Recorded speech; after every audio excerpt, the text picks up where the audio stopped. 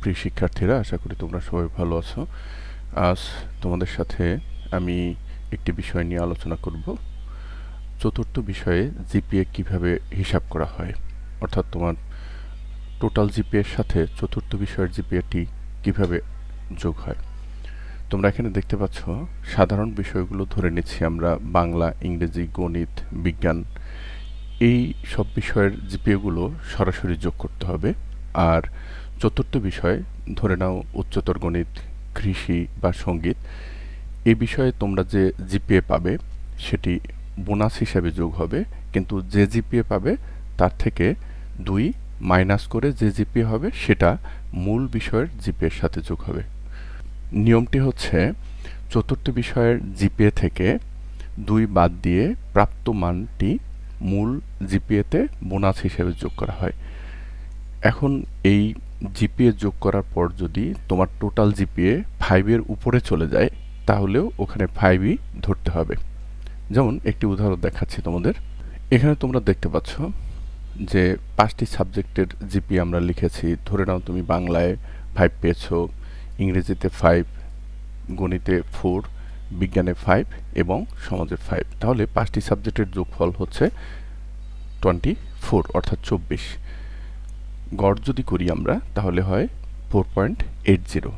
এখন ধরে নাও তুমি উচ্চতর গণিতে জিপিএ পেয়েছো 5, তাহলে এখন কি হবে?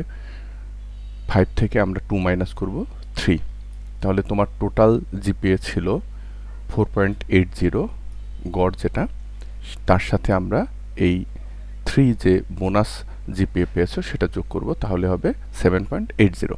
অর্থাৎ তোমার জিপিএ হলো 7.80, কিন্তু এটি যেহেতু 5 এর উপরে তাহলে এখানে 5ই ধরতে হবে। তাহলে তোমার জিপিএ হবে 5.00, অর্থাৎ 5। আমরা আরেকটু উদাহরণ দেখাচ্ছি তোমাদের।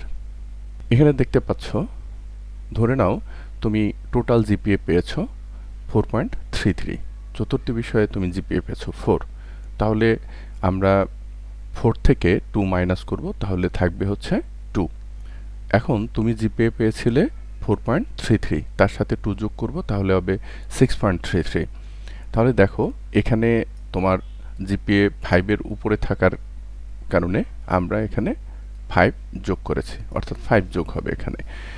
একটা বিষয় খেয়াল করেছো যে তুমি কিন্তু জিপিএ পেয়েছো 4.33, কিন্তু 4 সাবজেক্টের কারণে তোমার জিপিএ এখন জিপিএ 5 হয়ে গেল।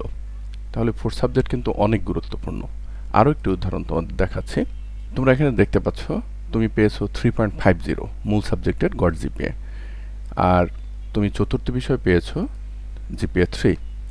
3 থেকে 2 বাদ দাও, তাহলে থাকবে 1, আর তুমি মূল সাবজেক্টের জিপিএ পেয়েছিলে 3.50। 3.50 সাথে 1 যোগ করো, 4.50। তাহলে তুমি কিন্তু এখানে এ গ্রেড পেয়েছো, আগে ছিল এ মাইনাস, এখন এ গ্রেড হয়েছে। এখানে আরেকটি বিষয় তোমরা দেখো যে যেহেতু এখানে 4.50 কেন নেওয়া হয়েছে, কারণ 5 এর নিচে যদি হয় তাহলে পুরোটাই নিতে হবে, আর 5 এর উপরে যদি চলে যায় তাহলে সেখান থেকে অতিরিক্তটুকু বাদ দিয়ে শুধু 5 পর্যন্তই আমরা নিব। যদি তুমি চতুর্থ বিষয়ে 2 এর নিচে পাও তাহলে কোনো জিপিএ তোমার এখানে যোগ হবে না। তোমরা মনে রাখার জন্য সংক্ষেপে দেখতে পারো বিষয়টি, যে চতুর্থ বিষয়ে তুমি যদি 5 পাও তাহলে তোমার 3 যোগ হবে, 4 পাও তাহলে 2 যোগ হবে, 3 পেলে 1 যোগ হবে, আর 2 পেলে কোনো নাম্বারই যোগ হবে না।